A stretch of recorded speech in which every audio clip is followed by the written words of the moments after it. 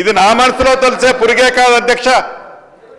యావత్ తెలంగాణ రాష్ట్రంలో ఉన్న కుంట 2 కుంటలు భూమున్న పేద రైతుల మనసులో కూడా ఈ మైండ్లో తిరుగుతుంది అధ్యక్ష.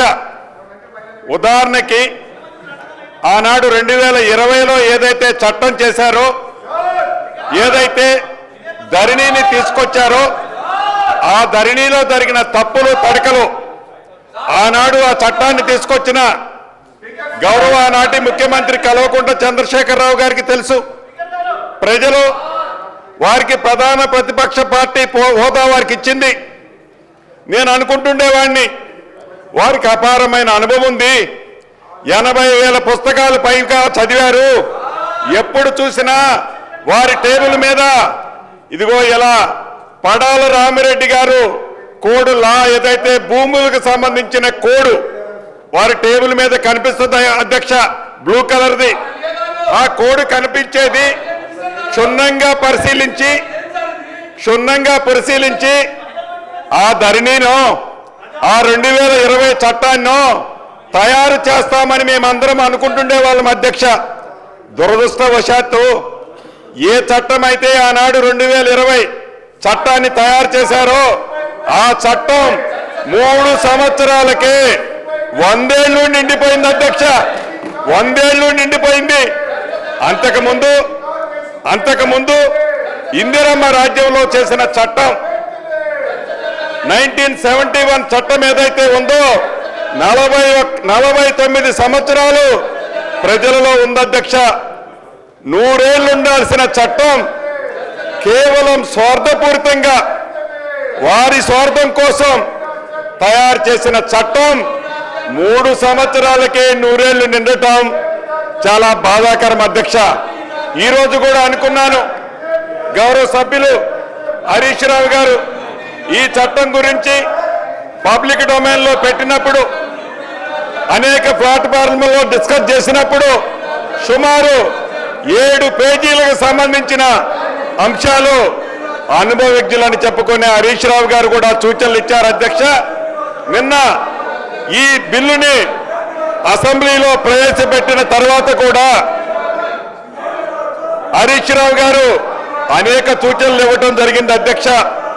అంటే ఇప్పటికీ ప్రధాన ప్రతిపక్ష పాత్ర పోషించిన ప్రధాన ప్రతిపక్ష నాయకుడు ఆ సీట్లో కూర్చొని, నేను మొదటిసారి శాసనసభ్యుని అధ్యక్ష, నేను 2014 నుంచి 2019 దాకా పార్లమెంటు సభ్యుడిగా ఉన్నాను అధ్యక్ష.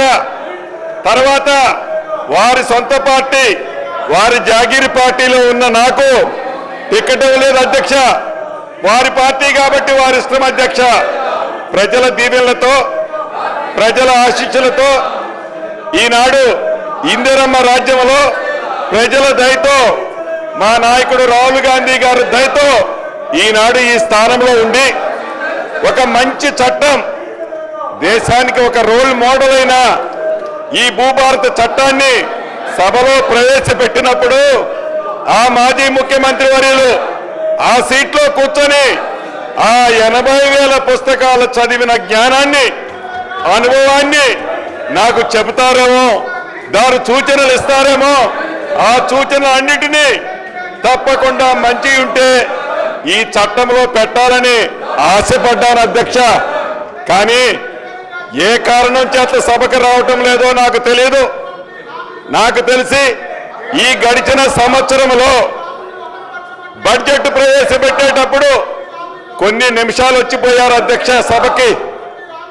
ఎప్పుడైనా సభలు జరిగేటప్పుడు సభలో ప్రతి నియోజకవర్గానికి సంబంధించిన శాసనసభ్యులు ఎందుకు మాట్లాడతారంటే ఆ నియోజకవర్గానికి సంబంధించిన అనేక అంశాలు ప్రజల దృష్టికి శాసనసభలో నేను తీసుకొచ్చానని చెప్పడానికి, ప్రజల పక్షాన పోరాటం చేయటం కోసం, ఆ సమస్యలు పరిష్కరించుకోవటం అసెంబ్లీలో ప్రవేశపెడతారు అధ్యక్ష.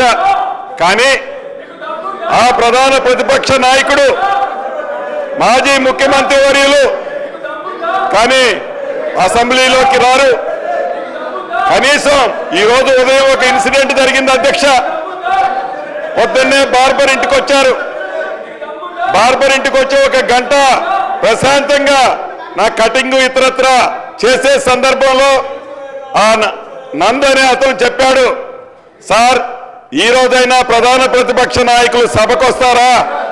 మీరేదైతే అమూల్యమైన బిల్లు భూభారత బిల్లు పెడుతున్నారో ఆ బిల్లులో ఆ నాయకులు ఏమన్నా మంచి సూచనలు ఇస్తారా అని బార్బర్ నన్ను అడగటం జరిగింది అధ్యక్ష. అంటే వారిని అభిమానించే వాళ్ళు వందల్లోనో పదుల్లోనో వేలల్లోనో ఈ రాష్ట్రంలో ఉంటారు. ఈ రాష్ట్రానికి ప్రధాన ప్రతిపక్ష నాయకుడిగా ఉన్న ఆనాటి ముఖ్యమంత్రి గారు సభకు రాకపోవటం సభను అవమానించినట్లా, లేకుంటే తెలంగాణ ప్రజలను అవమానించినట్లా? ఈ దౌర్భాగ్యమైన పరిస్థితి ఏందో ఒక్కసారి మీరు ఆలోచించాలి అని యావత్ రాష్ట్ర తెలంగాణ ప్రజలను కోరుకుంటున్నాను అధ్యక్ష.